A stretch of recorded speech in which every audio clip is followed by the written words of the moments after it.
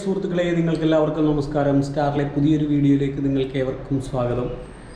ഇന്ന് ഈ വീഡിയോ ഞാനിപ്പോൾ എടുക്കുന്നത് നിങ്ങൾ കുറേ സമയം കഴിഞ്ഞിട്ട് ഈ വീഡിയോ എന്തായാലും കാണുള്ളൂ. ഞാൻ ഇപ്പോൾ കഴിഞ്ഞ വീഡിയോയിൽ പറഞ്ഞിരുന്നില്ലേ, ഞാൻ മൂവാറ്റുപുഴയിലൊരു ഓഫീസ് സ്പേസ് എടുത്തിട്ടുണ്ട്, അവിടുത്തെ കാഴ്ചകളെ കാണിക്കണമെന്നൊക്കെ ഞാൻ മുന്നേ പറഞ്ഞിരുന്നല്ലോ. അപ്പോൾ ഈ ഓഫീസ് സ്പേസ് എടുക്കുന്നതിന് മുന്നേ എന്താ പറയുക, അതിൻ്റെ ഒരു പ്രാരംഭഘട്ട നടപടികൾ നടന്നുകൊണ്ടിരിക്കുന്ന സമയത്താണിത്. ഇതാണ് ഇപ്പോൾ നമ്മളുടെ ഓഫീസിൻ്റെ കോലം ഇങ്ങനെയൊക്കെയാണ്. ഇവിടേക്ക് നല്ല പെയിൻറ്റിങ് വർക്കുകളൊക്കെ ചെയ്തിട്ടുണ്ട്. നമ്മൾ മൂവാറ്റുപുഴയുടെ ഹൃദയഭാഗത്ത് തന്നെയാണ് ഇരിക്കുന്നത്. ഇത് മാർക്കറ്റ് റോഡാണ് കേട്ടോ, വണ്ടിപ്പേട്ട എന്ന് പറയുന്നത്. അപ്പോൾ ഞാൻ കഴിഞ്ഞ വീഡിയോയിൽ നിങ്ങളോട് പറഞ്ഞിരുന്നില്ലേ, എനിക്ക് എറണാകുളവുമായിട്ട് ബന്ധപ്പെട്ട് അല്ലെങ്കിൽ എൻ്റെ സുഹൃത്തുക്കളെയൊക്കെയാണ് ഞാൻ ഇതിനകത്ത് കാണിക്കാൻ ഉദ്ദേശിക്കുന്നതെന്നൊക്കെ നിങ്ങളോട് പറഞ്ഞിരുന്നല്ലോ. അപ്പോൾ എറണാകുളത്ത് ഞാനുള്ള സമയത്ത് എൻ്റെ ഒരു സുഹൃത്തുണ്ട്, എൻ്റെ ഒരു കമ്പനിക്കാരി ഉണ്ട്. വണ്ടിപ്പെരിയാറാണ് അവളുടെ സ്ഥലം. ആളവിടെ എറണാകുളത്ത് ഒരു ബിസിനസ് കൺസൾട്ടൻ്റ് ആയിട്ട് ഒരു കമ്പനി നടത്തിക്കൊണ്ടിരിക്കുകയാണ് ചെറിയ രീതിയിൽ. അപ്പോൾ അവൾ എന്താണ് ചെയ്തുകൊണ്ടിരുന്നത്, അവിടെ എന്താണ് ചെയ്തുകൊണ്ടിരുന്നത്, എങ്ങനെയാണ് ആ സർവീസ് കൊടുക്കുന്നത് എന്നുള്ളതെല്ലാം അവളെ ഒന്ന് നേരി കണ്ടൊന്ന് വിളിച്ചുകൊണ്ട് വരാൻ പറഞ്ഞിരുന്നത്. അവളെന്തോ ഈ മറ്റേ ജോലി ആവശ്യമുള്ളവർക്ക് ജോലി കൊടുക്കൽ അങ്ങനെയുള്ള എന്തോ എനിക്കറിയില്ല കേട്ടോ. അപ്പോൾ അതിനെക്കുറിച്ചൊന്ന് പഠിക്കാൻ വേണ്ടിയിട്ടാണ് ഞാൻ അവളോടൊന്ന് വരാൻ പറഞ്ഞിരിക്കുന്നത്. ഒന്ന് കുറച്ച് നേരം കഴിയുമ്പോൾ അവൾ വരും. ഇതാണ് ഇപ്പോൾ നമ്മളുടെ ഇപ്പോഴത്തെ പിയൂണ് ഇവിടെ ഇരുന്ന് മറ്റേ മൊബൈലൊക്കെ കാണുന്നുണ്ട് കേട്ടോ. ക്യാ കർത്താ ഹേ ഈ ഓഫീസ്? ഇത് നമ്മളുടെ സുഹൃത്തിൻ്റെ തന്നെയാണ്. സുഹൃത്തിൻ്റെ എന്നല്ല, എൻ്റെ റിലേറ്റീവിൻ്റെ തന്നെയായിരുന്നു ഓഫീസ്. ആളുടെ ഇവിടുത്തെ കോലഞ്ചേരിക്ക് ഇവിടെ നിന്നും ഓഫീസിൽ നിന്ന് ഷിഫ്റ്റ് ചെയ്തപ്പോൾ ഇവിടെ വേക്കൻ്റ് ആയപ്പോൾ ഞാൻ കുറച്ച് നാൾ കയറിയിരിക്കാമെന്ന് പറഞ്ഞിട്ട് അവൻ്റെ നിന്ന് വാങ്ങിയതാണ്. അപ്പോൾ എന്തായാലും നമുക്ക് അവളവിടെ എറണാകുളത്ത് നിന്ന് ബസ് കയറിയിട്ടുണ്ടെന്ന് പറഞ്ഞു. അപ്പോൾ ഇവിടെ വന്ന് ഇറങ്ങിയിട്ടൊന്ന് വിളിക്കാനാണ് പറഞ്ഞത്. അവളെയും നിങ്ങളെ ഒന്ന് പരിചയപ്പെടുത്താം എന്ന് കരുതിയിട്ടാണ്. അപ്പോൾ നമുക്ക് അവൾ വരാൻ വേണ്ടിയിട്ട് ഒന്ന് വെയിറ്റ് ചെയ്യാം. ഓക്കെ, ഇന്ന് അവളുടെ ഇത് കുറേ ഐഡിയ മേടിച്ചെടുക്കാനുണ്ട്. നമുക്ക് ഉണ്ടല്ലോ എന്തെങ്കിലും നമുക്ക് അറിയാൻ പാടില്ലാത്തൊരു കാര്യമാണെന്നുണ്ടെങ്കിൽ അത് ചെയ്തുകൊണ്ടിരുന്ന അതും ചെയ്തുകൊണ്ടിരുന്ന ആളെന്ന് പറഞ്ഞു കഴിഞ്ഞാൽ വലിയ ലെവലിൽ ചെയ്യണ ആളോട് നമ്മൾ ചോദിക്കരുത്. അവർ നമുക്ക് നുണ മാത്രമേ പറഞ്ഞു തരുള്ളൂ. ചെറിയ രീതിയിൽ ഇതിൻ്റെ കാര്യങ്ങളൊക്കെ അറിയാവുന്നവരോട് ചോദിച്ചു കഴിഞ്ഞാൽ അതിൻ്റെ വ്യക്തമായ സാധനം നമുക്ക് മനസ്സിലാവും. ഈ പറഞ്ഞ മെമ്പർക്കാണെന്നുണ്ടെങ്കിൽ വലിയ ബുദ്ധിയൊന്നുമില്ല, പക്ഷെ അവളുടെ ഓർമ്മ അവളെന്തോ വലിയ സംഭവമാണ്. എന്തായാലും ആൾ സ്പെഷ്യലാണ്. നമുക്ക് ഒന്ന് കാണാം. നമുക്കിപ്പോൾ മറ്റൊരു ബിസിനസ് പഠിക്കണം എന്നുണ്ടെങ്കിലുണ്ടല്ലോ, നമുക്ക് ചെയ്യാൻ കഴിയുന്നതെന്ന് എനിക്ക് വിശ്വാസമുള്ളൊരു സർവീസാണ് അവൾ ചെയ്തുകൊണ്ടിരുന്നത്. അപ്പോൾ എനിക്കതിനെക്കുറിച്ച് എന്നാൽ സത്യത്തിലൊന്നും അറിയാനും പാടില്ല. അപ്പോൾ ഇവളോട് ചോദിച്ചു കഴിഞ്ഞ് കഴിഞ്ഞാൽ നമുക്ക് ഇങ്ങനെയുള്ള കാര്യങ്ങൾ, അതായത് നമുക്കറിയില്ലാത്ത കാര്യങ്ങൾ നമ്മൾ ചെയ്യാൻ ഉദ്ദേശിക്കുന്ന ബിസിനസ്സാണെന്നുണ്ടെങ്കിലും നമ്മളത് ചെയ്തുകൊണ്ടിരിക്കുന്നവരോട് നമ്മൾ അഭിപ്രായം ചോദിക്കുമല്ലോ. അപ്പോൾ നമ്മൾ എങ്ങനെയുള്ളവരെ സെലക്ട് ചെയ്യണം എന്ന് വെച്ച് കഴിഞ്ഞ് കഴിഞ്ഞാൽ അത് വലിയ രീതിയിലല്ലെങ്കിൽ അങ്ങനെയൊക്കെ ചെയ്യുന്നവരോട് നമ്മൾ മാക്സിമം ഒഴിവാക്കിയിട്ട് നമ്മളുടെ തന്നെ ബന്ധത്തിലുള്ള ഏതെങ്കിലും കണക്ഷൻ ഒരു 2-3 കണക്ഷൻ വിട്ടിട്ടുള്ള ആളാണെന്നുണ്ടെങ്കിൽ, അതും ചെറിയ രീതിയിൽ ചെയ്യുന്ന ഒരാളാണെന്നുണ്ടെങ്കിൽ അവർ നമുക്ക് വ്യക്തമായിട്ട് അതിൻ്റെ കളിയെല്ലാം പറഞ്ഞു തരും. അതിനകത്ത് എൻക്വയറി എങ്ങനെയാണ് നമുക്ക് ജനറേറ്റ് ചെയ്യേണ്ടത്, അല്ലെങ്കിൽ എങ്ങനെയാണ് അതിൻ്റെ മാർക്കറ്റ് ചെയ്യേണ്ടത്, എങ്ങനെയാണ് അതിൻ്റെ ലേബർ ഹാൻഡിൽ ചെയ്യേണ്ടത്, അല്ലെങ്കിൽ അങ്ങനെയുള്ള എല്ലാ കാര്യങ്ങളും അവർ നമുക്ക് പറഞ്ഞു തരും. അപ്പോൾ അവൾ ചെയ്തുകൊണ്ടിരുന്ന ബിസിനസ് എനിക്കിവിടെ ഈസി ആയിട്ട് കൺട്രോൾ ചെയ്യാൻ കഴിയുന്ന ഒരു ഇതാണ്. കാരണം ജോലി ആവശ്യമുള്ളൂ. ഇപ്പോൾ ഈ മൂവാറ്റുപുഴ പോലെയുള്ള ഒരു ടൗണിൽ തന്നെയാണെന്നുണ്ടെങ്കിലും എത്രയോ കടകളിൽ വേക്കൻസി ഉണ്ടാവും, അല്ലെങ്കിൽ ആളെ അന്വേഷിക്കുന്നുണ്ടാവും. അപ്പോൾ അവർക്ക് അറിയില്ലല്ലോ അങ്ങനെ.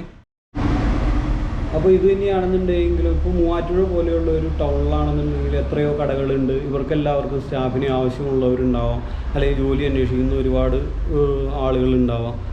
അപ്പോൾ അങ്ങനെയുള്ളവരെ കണ്ടെത്തി അവരിലേക്ക് എത്തിച്ചു കൊടുക്കുക എന്ന് പറഞ്ഞു കഴിഞ്ഞാൽ നമുക്ക് ഇങ്ങനെ ഒരു സ്പേസിൽ നിന്ന് എനിക്ക് ചെയ്യാൻ കഴിയുന്ന ഒരു സർവീസാണ്. പക്ഷേ എനിക്ക് ഇതിനെക്കുറിച്ച് സത്യത്തിലൊന്നും അറിയാനും പാടില്ല.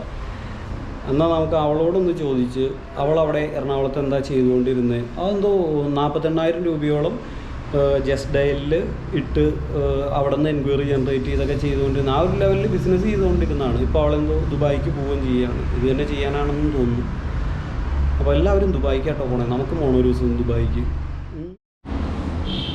ഞാനതേപോലെ ഈ വീഡിയോ കാണുന്ന യുവാക്കളെന്ന് പറയാൻ ഞാൻ അത്ര അറിവുള്ള ആളായിട്ട് പറയുന്നതോ അല്ലെങ്കിൽ അങ്ങനെയൊന്നും അല്ല കേട്ടോ. നമുക്ക് ചെയ്യാനുണ്ടല്ലോ, ഇപ്പോൾ നിങ്ങളൊരു സാഹചര്യത്തിൽ ഇരിക്കുകയാണെന്നുണ്ടെങ്കിൽ നമുക്ക് ചെയ്യാനായിട്ട് ഒരു 100 കൂട്ടം കാര്യങ്ങളുണ്ട്. നമ്മളത് കണ്ടുപിടിച്ചാൽ മാത്രം മതി. അവർ കണ്ടുപിടിക്കുന്നതിലാണ് നമ്മളുടെ വിജയം. അവിടെ കണ്ടുപിടിച്ച് കഴിഞ്ഞ് അതിൽ നമുക്ക് പിടിച്ചു നിൽക്കാൻ പറ്റിയാൽ, അതായത് ഒരു സ്റ്റെപ്പ് നിങ്ങൾ ഏതെങ്കിലും തൊഴിൽ മേഖല ചെയ്യുന്നവരാണെന്നുണ്ടെങ്കിൽ എന്താ പറയുക, ഒരിടത്ത് നിങ്ങൾ വിജയിച്ചാൽ അല്ലെങ്കിൽ ഒരു ബിസിനസ് ചെയ്ത് നിങ്ങൾ വിജയിച്ച ആളാണെന്നുണ്ടെങ്കിൽ നിങ്ങൾക്ക് ചെയ്യാൻ ഒരു 100 കൂട്ടം കാര്യങ്ങളുണ്ട്, അല്ലെങ്കിൽ 100 കാര്യങ്ങളുണ്ട്. നമ്മളാ ഒരെണ്ണത്തിൽ തന്നെ ഒതുങ്ങി നിൽക്കാതെ പുതിയത് നമുക്ക് എന്ത് ചെയ്യാം, അല്ലെങ്കിൽ നെക്സ്റ്റ് നമുക്ക് എന്ത് സ്റ്റെപ്പ് വയ്ക്കാം, ഒരു 6 മാസം കഴിയുമ്പോൾ നമ്മളുടെ ലൈഫ് സ്റ്റൈൽ എന്തായിരിക്കണം, അല്ലെങ്കിൽ നമ്മൾ എങ്ങനെ ജീവിക്കണം എന്നുള്ളതിലേക്ക് നിങ്ങൾ ചിന്തിക്കുകയാണെന്നുണ്ടെങ്കിൽ, ഞാനിപ്പോൾ ഇത് പറയണത് തന്നെയാണെന്നുണ്ടെങ്കിൽ, ഇപ്പോൾ ഞാനിരിക്കുന്ന മൂവാറ്റുപുഴ പോലെയുള്ള ടൗണിൽ ഉള്ളതാണെന്നുണ്ടെങ്കിലും ഒരുപാട് കടകൾ തന്നെ ആയിക്കോട്ടെ, എന്ത് സ്ഥാപനങ്ങളായിക്കോട്ടെ, അവരൊരു കംഫർട്ട് സോണിൽ എത്തിക്കഴിഞ്ഞ് കഴിഞ്ഞാൽ, അതായത് അവരില്ലാതെയും ആ ഒരു ബിസിനസ് അവർക്ക് റൺ ചെയ്യാൻ കഴിയും എന്നുള്ള രീതിയിലേക്ക്, അങ്ങനെ ഒരു സ്റ്റേജിലേക്ക് അവർക്ക് ആ ബിസിനസ്സിൽ എത്തിച്ചു കഴിഞ്ഞു കഴിഞ്ഞാൽ നിങ്ങൾക്ക് ചെയ്യാൻ ഒരു 100 കാര്യങ്ങളുണ്ട്, അല്ലെങ്കിൽ നിങ്ങൾക്ക് ചെയ്യാൻ ഒരുപാട് കാര്യങ്ങളുണ്ട്. നിങ്ങൾ അത് തേടി പോവുകയാണെന്നുണ്ടെങ്കിൽ, അത് തേടിപ്പോയി കഴിഞ്ഞ് കഴിഞ്ഞാൽ നമുക്ക് വലിയൊരു ലോകം നമ്മളുടെ മുന്നിൽ തുറക്കും. അല്ലെങ്കിൽ എന്താ പറയുക, നമ്മളുടെ ലൈഫ് സ്റ്റൈല് മാറും, നമുക്ക് ചിന്താഗതികൾ മാറും, നമ്മൾ വേറൊരാളായി പോകും. അപ്പോൾ നമ്മളൊരിക്കലും ഒരു പൊട്ടക്കുളത്തിൽ കിടക്കുന്ന തവളയാവരുത്, അല്ലെങ്കിൽ അങ്ങനെ നമ്മൾക്ക് ചുറ്റും കാണുന്നതാണ് ലോകം എന്നൊക്കെ ഉള്ള ആ ഒരു ചിന്താഗതി മാറ്റി കടന്നു വരൂ സുഹൃത്തുക്കളെ എന്ന് പറഞ്ഞ പോലെ. അതായത് നിങ്ങൾക്ക് മനസ്സിലാവട്ടെ നിങ്ങളുടെ സാഹചര്യം എന്താണെന്നുള്ളത് നിങ്ങൾക്കേ അറിയുള്ളൂ. അപ്പോൾ നിങ്ങൾക്ക് അവിടെ നിന്നുകൊണ്ട് എന്ത് ചെയ്യാൻ കഴിയുമെന്നുള്ളത് നിങ്ങൾക്ക് മാത്രമേ പറയാൻ കഴിയുള്ളൂ. അതേപോലെ ഇപ്പോൾ ഞാൻ പറയുകയാണെന്നുണ്ടെങ്കിൽ ഒരുപാട് മോട്ടിവേഷൻ വീഡിയോസ് വരുന്നുണ്ട്, അല്ലെങ്കിൽ ഒരുപാട് മോട്ടിവേഷൻ ക്ലാസ്സുകൾ എടുക്കുന്നത് യൂട്യൂബിൽ തന്നെയാണെന്നുണ്ടെങ്കിൽ ഞാൻ കാണാറുണ്ട്. അപ്പോൾ ഇത് ഒക്കെ എന്ന് പറഞ്ഞു കഴിഞ്ഞ് കഴിഞ്ഞാൽ അവർക്ക് ആ സാഹചര്യത്തിൽ കൂടെ കടന്നു പോയവർക്ക് ആ സാഹചര്യം പറയാൻ സിമ്പിളാണ്. കാരണം അത് അവരുടെ എക്സ്പീരിയൻസ് മാത്രം ഒന്ന് എന്താ പറയുക ഷെയർ ചെയ്താൽ മാത്രം മതി. അങ്ങനെ അവർക്ക് പറയാൻ അങ്ങനെ നമ്മുടെ നിഷ്കു ബേബി ഇപ്പോൾ വിളിച്ചിട്ടുണ്ട്. അവളവിടെ വന്നിട്ടുണ്ട് എന്നല്ല, വെള്ളം എത്തിയിട്ടുണ്ട് എന്ന് പറഞ്ഞു. നമുക്കെന്നാൽ അവളെ പോയി ഒന്ന് വിളിച്ചുകൊണ്ട് വന്നാലോ? വാ, പോയി നോക്കാം.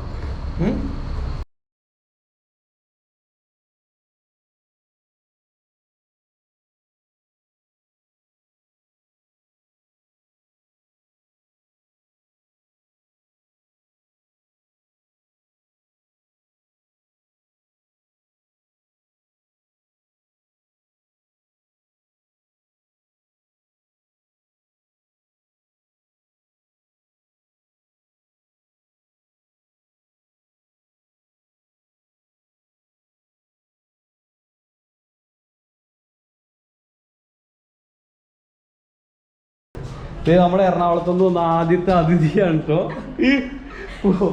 അവർക്ക് എന്നെ പോലെ യൂട്യൂബിൽ അഭിനയിക്കാൻ അറിയില്ലെന്നേ. വീട് വരുന്നത് എറണാകുളത്ത് ജോലി എറണാകുളത്ത് എവിടെ വേണമെങ്കിലും സെയിൽസ് എറണാകുളത്ത് എവിടെ വേക്കൻസി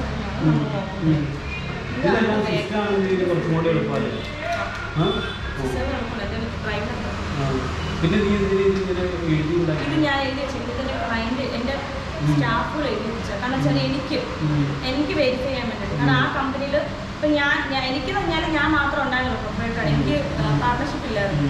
എനിക്ക് 8 സ്റ്റാഫ് ഉണ്ടായിരുന്നു. 5 ടെലികോളേഴ്സും ഫ്രണ്ട് ഡെസ്കിൽ ഒരാളും 2 മാർക്കറ്റിംഗ്. 8 സ്റ്റാഫ് സാലറി കൊടുക്കണ്ടേ? ഫ്രണ്ട് ഓഫീസ് ഇരിക്കുന്നതിന് 22,000 രൂപ സാലറി, ടെലികോളേഴ്സിന് 8,000 രൂപ വെച്ച് 5. ഇത്രയും ഉള്ള ഫണ്ട് നമുക്ക് തരുന്നില്ല. കുറച്ചാൽ മതിയായിരുന്നു. പെട്ടെന്നൊരു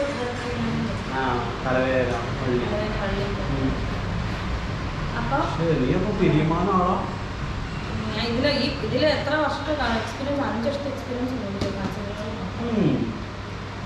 ഇത് പിടിച്ചു കഴിഞ്ഞാൽ ഇതേപോലത്തെ കുറേ പിടുത്തം നമ്മൾ ഒരുമിച്ച് പിടിക്കുന്നു. സ്റ്റാർട്ടിങ് 8 ഇതൊന്ന് ക്ലച്ച് പിടിക്കുന്നതിന് ചെറു പതുക്കെ പോകുള്ളൂ, പതിയെ പോയാൽ ആദ്യം ഒരു 6 മാസം നമുക്ക് നല്ല നഷ്ടമുണ്ടാകും. ആ നഷ്ടം നമുക്ക് സഹിക്കാൻ പറ്റുമെങ്കിൽ ഇത് മാനേജ് ചെയ്യാൻ നമുക്ക് വേണ്ടത് ഒരു ടെലികോളർ മാത്രമാണ്. ഒരു ടെലികോളർ വെച്ചാൽ നല്ല കഴിവുള്ള ഒരാളെ വെച്ചാൽ അത് ഇന്റർവ്യൂ എടുക്കുമ്പോൾ അതുപോലെ ഇന്റർവ്യൂ എടുക്കും. സംസാരിക്കാൻ കഴിവുള്ളത് മോക്കോളൊക്കെ കൊടുക്കുക. അത് ആളെ എടുക്കുമ്പോൾ എന്നോട് പറഞ്ഞാൽ ഞാൻ നോക്കിയിട്ട് എടുപ്പിച്ചാൽ, കാരണം ആള് കൊണ്ടുവരുന്ന ഡേറ്റ, നമ്മൾ കൊടുക്കുന്ന ഡേറ്റയിൽ നിന്ന് ആളത് എടുക്കണം. പിച്ച് ചെയ്ത് കൊണ്ടുവരുന്ന ആൾക്കാരാണ് നമുക്ക് പറ്റുള്ളൂ. അതാണ് നമുക്ക് വേണ്ടത്. കഴിവാണ്. ഡേറ്റ ഇവിടെ 3000 ഇരിപ്പുണ്ട്. അത് കൊടുക്കാൻ പറ്റുമെങ്കിൽ ഞാൻ പഠിച്ചിട്ടില്ല.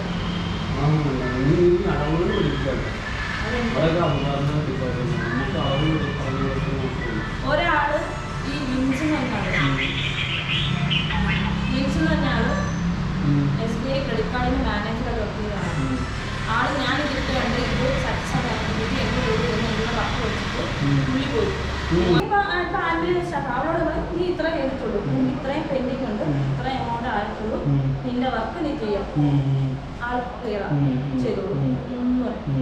ഞാൻ ആ ഓഫീസിൽ ഇല്ലേ പോലും, ക്യാമറ പോലും ഇല്ല, ഞാൻ ഇല്ലേ പോലും വർക്ക് അവർ കടന്ന് കളിക്കോ ചിരിക്കോ അവരങ്ങനെ ഒരു പരിപാടിയില്ല. എന്റെ പേടിയുമാണെന്നാലും എനിക്കോ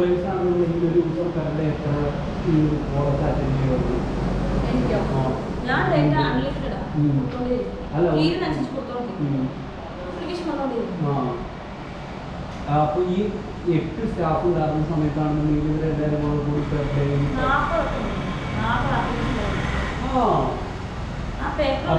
അല്ല ഈ 40 പേരും നമ്മളുടെ ഓഫീസിൽ വന്ന് ഡയറക്റ്റ് അല്ല, ഓൺലൈനാണ് കൂടുതലും. ഓൺലൈൻ ചെയ്യുന്നവർക്ക് നമ്മളിപ്പം നമ്മളൊരാൾ ഫോൺ വിളിച്ചു, ഇപ്പൊ ടെലികോളർ ഫോൺ വിളിച്ചു, ആൾക്ക് ഇൻട്രസ്റ്റ് ആണ്, നമ്മളിവിടെ നമ്മൾ ഡീറ്റെയിൽസ് അയച്ചു കൊടുക്കും.